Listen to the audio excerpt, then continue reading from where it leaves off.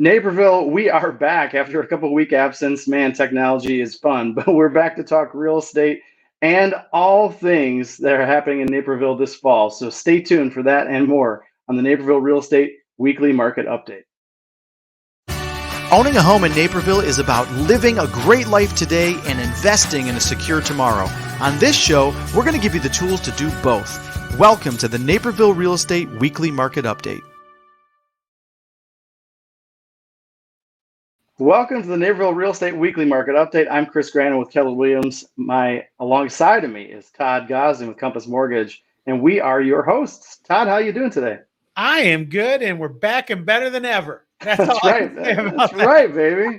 It's so funny. You know, we all realize, right? Naperville real estate is there's 150,000 people who live in Naperville, and at any given time, people who are actively thinking about real estate. Who knows what the number is? But it's so funny. I wonder to myself sometimes, well, who's super engaged in this podcast? And when we're off for a couple of weeks, sure enough, I get text messages from people saying, "Hey, why are you stopped doing your podcast? Why aren't you doing your podcast?" So don't worry, we're still doing it. We had an experiment, and we're back on the platform that's working for us. So, Todd, it's officially fall here in Chicagoland, right? It is fall, and I could never be happier. It's nice to see some cool weather coming in and opening the windows during the nighttime, right? Oh my gosh, do you have pumpkins every square inch of your house?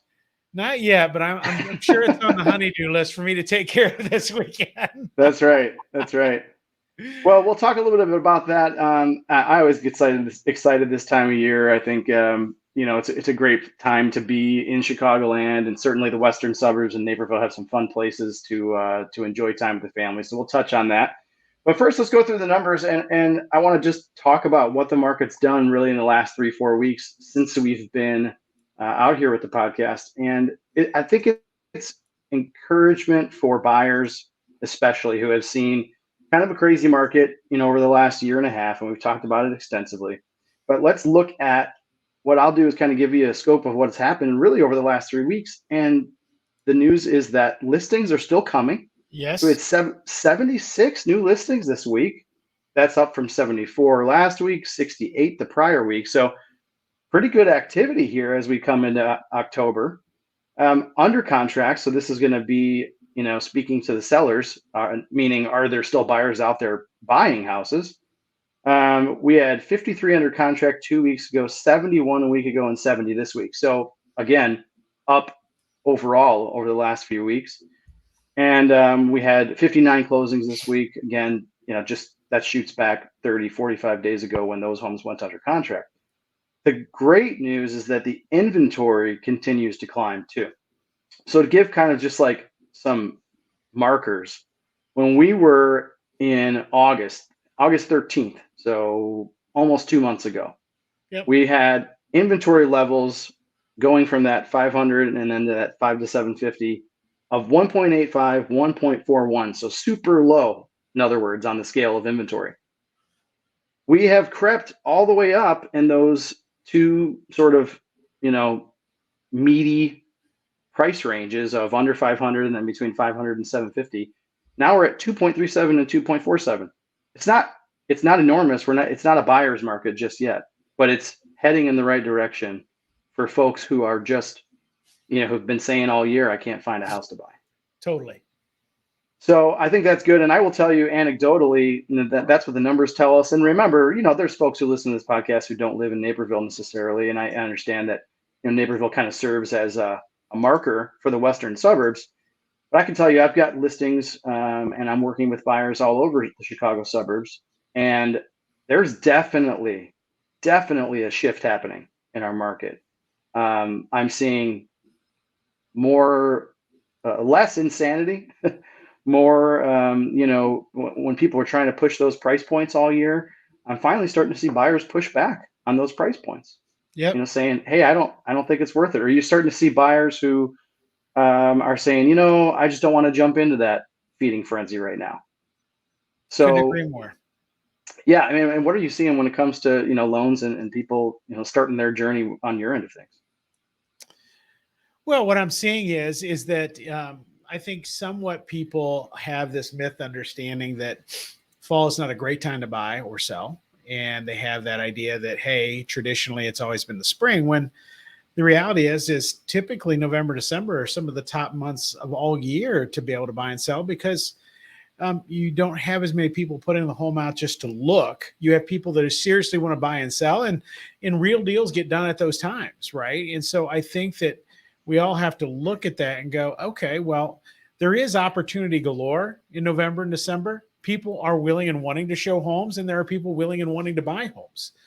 And I think that's always a myth that we have to get by at this time of year, is just help people understand is that what you read is not necessarily truth. That's why you have professionals like Chris to be able to educate you with the real numbers of what's going on in the marketplace. Yeah, it's so funny. I have that question comes up a lot this time of year, whether it's folks who have the home on the market right now and maybe we just haven't found that right buyer, we haven't found that right price point yet, or maybe there's some tweaking we need to do to the house, or people who are getting ready to list. The question always comes up, well, should we just wait till the spring, or should we take the house off the market? If it's already listed, should we take the house off the market now and wait till the spring? And why would you do that? Why would you wait till there's 5 other listings on your block that are going to compete with you? And especially for someone, if you're not the most attractive listing on the block, and you don't have the money to, why put yourself in that competitive war against all the other neighbors? It's a great time. I think of it this way. Right now is a great time to very efficiently sell a house. So, and very comfortably. And in other words, whereas in April, May, June of this year, I had some sellers that never saw their house for 3 days because there were so many showings. They wanted to be fair. They didn't want to turn people down. And now you can still get a great offer. I just had a listing this week. Got it. I'm not going to tell you which one it was, but I've got an above list price offer with one offer. And so they're still getting great prices, and they didn't have to, have their house be filled all weekend long. And so, there's still ways to get the job done that suits your lifestyle. So yeah, make sure you have that conversation. Don't just make assumptions like Todd was saying. Don't have those myth understandings of, well, it's not a good time to do it, or it's not going to work for me. Totally. 100% agree with that. So let's talk about some fun stuff, Todd. I was, okay. Not that that's not fun, but, I had the opportunity this past week to visit one of my favorite local pumpkin farms here in the suburbs. And, one of the things I love, this podcast is about Naperville real estate. In general, like I said, it's also just about the experience of living in Chicagoland. And one of my favorite things is I love working with buyers who come in from out of town, and they really don't know anything about Chicagoland. And they kind of get this, idea in their head that, it's the Sears Tower and Soldier Field and, whatever. And yeah, Chicago, the city, is great, right? But right. There's this whole other world. If the city has, roughly 2 million residents or something like that right now, there's another 7 or 8 million of us out here in the burbs. And there's a lot of fun stuff to do. So I got to visit Siegel's Cottonwood Farm. And if you can catch that on my podcast, Sweet Home Chicagoland. And it's just a blast. Took the kids out for the day. They have to look at pumpkins and go down slides. And on the weekend, they have the whole thing going with the, little train going around, the corn maze. So that's one of my favorite spots. And what about you, Todd? You like to do anything with the family in the fall? Well, I think one of the funnest places I've seen, and this took over new ownership 3 or 4 years ago. It's a place called Sunny Acres up in West Chicago. Oh, yeah. Right off North Avenue. And the cool thing is they have taken that place and added steroids to it, meaning that they actually have amusement park for small kids. Oh, wow. They actually have a haunted barn. They have a haunted trail. They have an outdoor burger stand with milkshakes. They have homemade pies and pumpkins. And that place is like a destination now, because every night there's hundreds and hundreds of cars there experiencing this from the time the sun up to the time the sun goes down. And it's just awesome. It is so kid friendly, but equally adult friendly. Meaning my wife and I are going to walk over there this weekend just to walk around. And it's a really cool place. And people don't realize from the street of how big it actually is. It is really, really big. And we a lot of times buy our fresh vegetables there and jams and jellies and stuff. It's just a really great place. So I think if you're looking for a fun thing to do with the kids, whether it's a Saturday or Sunday afternoon or an evening, and even on the week, I think Thursday or Friday nights, they have live music playing outdoors, which is so cool. I mean, where else do you find that kind of thing that's like in your backyard and you don't even realize it? Right. And so I would highly suggest Sunny Acres up on in West Chicago off North Avenue. They've done an amazing job with that place. Well, and the best thing about that right now, too, in a venue like that or Siegel's is that, we're in this fall right now and we still got this whole pandemic thing happening. And so it's nice to be able to be outside where we don't have to necessarily be, encumbered with wearing a mask, and we can just enjoy some fresh air. And like you said, with the cool weather coming, I'm excited about it. I think it's a great time of the year to live in Chicago area.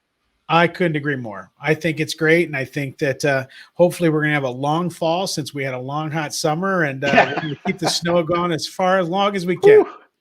Yeah, well, and it'll benefit the real estate market for sure. There is definitely a little bit of seasonality. And I'll just tell you, too, a couple tips. I have some folks who are listing right this time of year. And the question always comes up, do I, okay, well, I'm going to put the Halloween decorations up, right? Okay, well, if we're going to list the house, we could tastefully decorate it for fall. A couple of pumpkins here and there isn't a bad thing. But one tip for you is if you're going to list the house for sale, you might not want to put the Freddy Kruegers and headless horsemen and things like that in the front yard. Might be a little intimidating for photos, unless you're just trying to go viral. Maybe that's another strategy I should look into. So. All right, Todd. I mean, I don't know. You never know. Sometimes you see things that catch your eye. But hey, thank you guys for joining us this week on the update. We're going to be right back here next week to catch you up on all the numbers again. And I think we'll make a habit of kind of highlighting some local businesses. It's been a tough year for local businesses, and I think it's important that we support them. And so make sure you guys get out there. Go, check on your local farmers and make sure they're still sane this year and buy a pumpkin. All right, everybody. Absolutely. Have a great week. We'll talk to you soon. See you later, everybody.